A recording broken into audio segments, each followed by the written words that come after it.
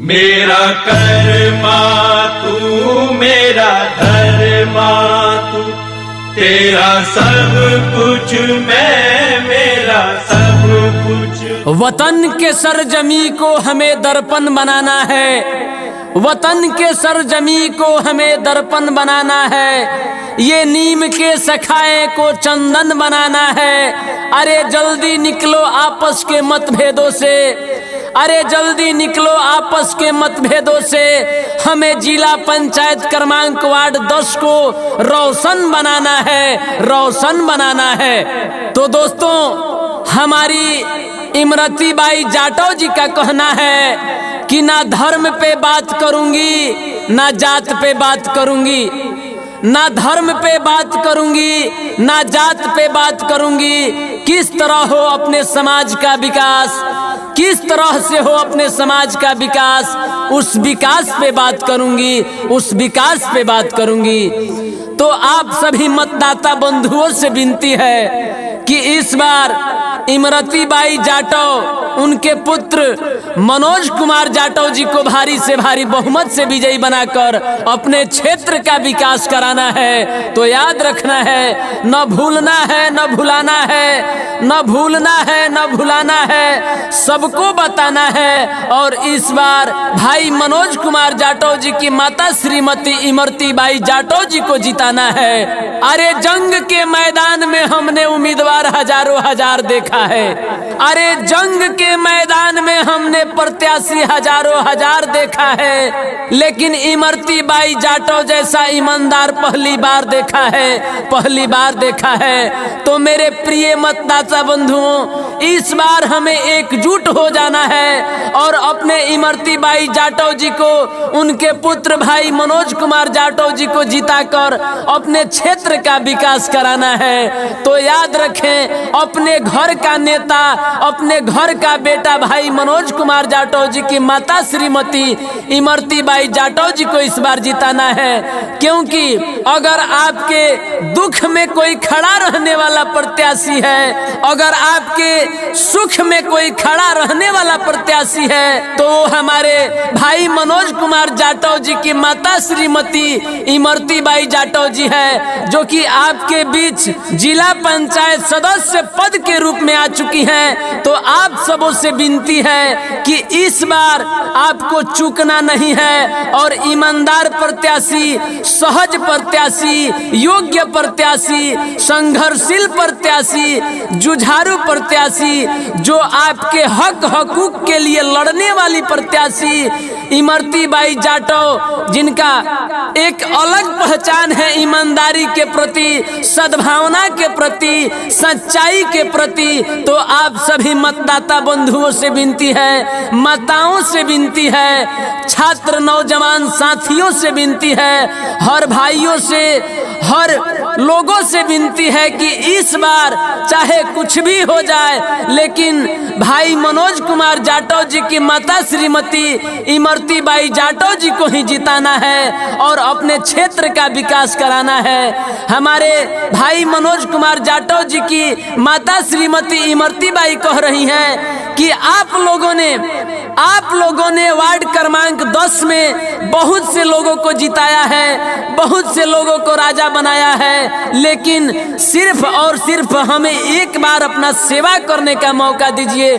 तो आप सभी मतदाता मालिकों से विनती है कि इस बार कुछ भी हो जाए, हमें इमरती बाई जाटव को जिताना है, भाई मनोज कुमार जाटव को जिताना है।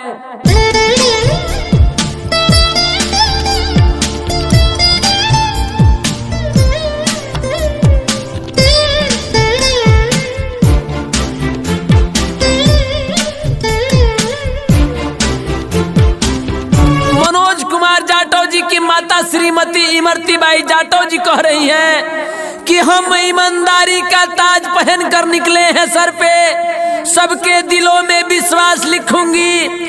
हम ईमानदारी का ताज पहन कर निकले हैं सर पे, सबके दिलों में ऐसा विश्वास लिखूंगी। अरे हुआ है न होगा कभी भी, अरे हुआ है न होगा कभी भी। जिला पंचायत वार्ड क्रमांक 10 में ऐसा इतिहास लिखूंगी, ऐसा इतिहास लिखूंगी। तो दोस्तों, आज चुनाव का दौर चल रहा है और आपके बीच अनेकानेक लोग आ रहे हैं मात्र आपके एक वोटों के लिए। तो आपको तय करना है कि आपका एक वोट किस तरह के प्रत्याशी को देना चाहते हैं। ये आपका वोट जो है ना खाने वाली चीज है, ना रखने वाली चीज है, ना फेंकने वाली चीज है। आपको किसी न किसी एक प्रत्याशी को देना ही देना है। तो आइए हम सब एकजुट होकर, एक साथ होकर इस बार भाई मनोज कुमार जाटव जी की माता श्रीमती इमरती बाई जाटव जी को जिताएं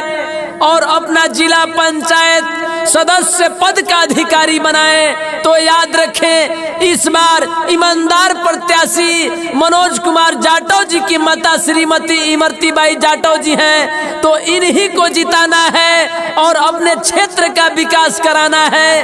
अपने क्षेत्र में जो अब तक विकास नहीं हुआ है वो विकास इनके माध्यम से कराना है। तो याद रखें, मनोज कुमार जाटव जी की माता श्रीमती इमरती बाई जाटव इस बार भूलना नहीं है। भारी से भारी बहुमत से विजयी बनाना है, क्योंकि ये आपका एक ही वोट आपके जिला पंचायत के भविष्य को लिखेगा। ये आपका एक ही वोट आपके बच्चों के भविष्य को लिखेगा। ये आपका एक ही वोट आपके क्षेत्र के भविष्य को बनाएगा। तो क्या आप ये अपना एक वोट का क्या कीमत लगा रहे हैं? आपके बीच तरह तरह के लोग आ रहे हैं, आपको तरह तरह का प्रलोभन दे रहे हैं, आपको अनेकानेक लालच दे रहे हैं आपके एक वोटों के लिए। लालच के चक्कर में पड़ करके, लोभ के चक्कर में पड़ के आप अपने एक वोट को कहां देना चाहते हैं? आप अपने पंचायत के भविष्य को कहां लेकर जाना चाहते हैं? ईमानदार प्रत्याशी के हाथ में देना चाहते हैं? क्या आप एक वैसे प्रत्याशी के हाथ में देना चाहते हैं जो आज चुनाव आया है तो आपके पांव को पकड़ रहा है, आपको हाथ जोड़ रहा है? लेकिन क्या जो प्रत्याशी आज चुनाव के समय में आपको अपना भाई बना रहा है, अपना बेटा बना रहा है, अपने थाली में खिला रहा है और आपके थाली में खा रहा है, आपके कदम से कदम मिला करके चल रहा है, लेकिन क्या वो प्रत्याशी आपके साथ साथ 5 वर्षों तक चलेगा? आपके जीवन का निर्वाह में आपका साथ देगा, आपके दुख में साथ देगा? तो मेरे प्रिय मतदाता बंधुओं, हम आपसे आपका वोट मांगने नहीं आए हैं। जो आपके आंखों पे अंधकार का पट्टी बंधा हुआ है, मैं इस पट्टी को खोलना चाहता हूं कि आप अपना वोट किसी को दें, ईमानदार प्रत्याशी को दें, जो आपके दुख में आपके साथ रहे, आपके सुख में आपके साथ रहे। ये नहीं कि आप चंद लोभ के कारण, कुछ लालच के कारण आप अपना कीमती वोट, जिस वोट का कीमत अगर आपको पता है तो आप अच्छे व्यक्ति को देंगे, सच्चे व्यक्ति को देंगे। तो ईमानदार प्रत्याशी के झोली में आप अपने एक वोट को दान कीजिए और अपने पंचायत, अपने जिला पंचायत, अपने समाज, अपने बच्चे, अपने घर, अपने गांव, अपने लोगों का अगर विकास चाहते हैं, अगर सद्भावना चाहते हैं, प्रेम चाहते हैं, विकास चाहते हैं, शिक्षा में सुधार चाहते हैं, तो इस बार मनोज कुमार जाटव जी की माता श्रीमती इमरती बाई जाटव को जिताएं। हर इंसान को इंसाफ चाहिए, हर इंसान को इंसाफ चाहिए, लेकिन इंसाफ के लिए आपका साथ चाहिए, आपका साथ चाहिए। गंगा की कसम, यमुना की कसम, गंगा की कसम, यमुना की कसम, सल्तनत का मुहाना बदलेगा। कुछ आप बदलिए, कुछ हम बदलेंगे। फिर ये जमाना बदलेगा, फिर ये जमाना बदलेगा। तो दोस्तों, हमें तैयार रहना है इस बार। और हमारी मनोज कुमार जाटव जी की माता श्रीमती इमरती बाई जाटव जी कह रही हैं कि अरे तख्त बदल दो, ताज बदल दो, तख्त बदल दो, ताज बदल दो, बेईमानों का राज बदल दो। कल किसने देखा है, अरे कल किसने देखा है, मौका मिला है आज बदल दो, आज बदल दो।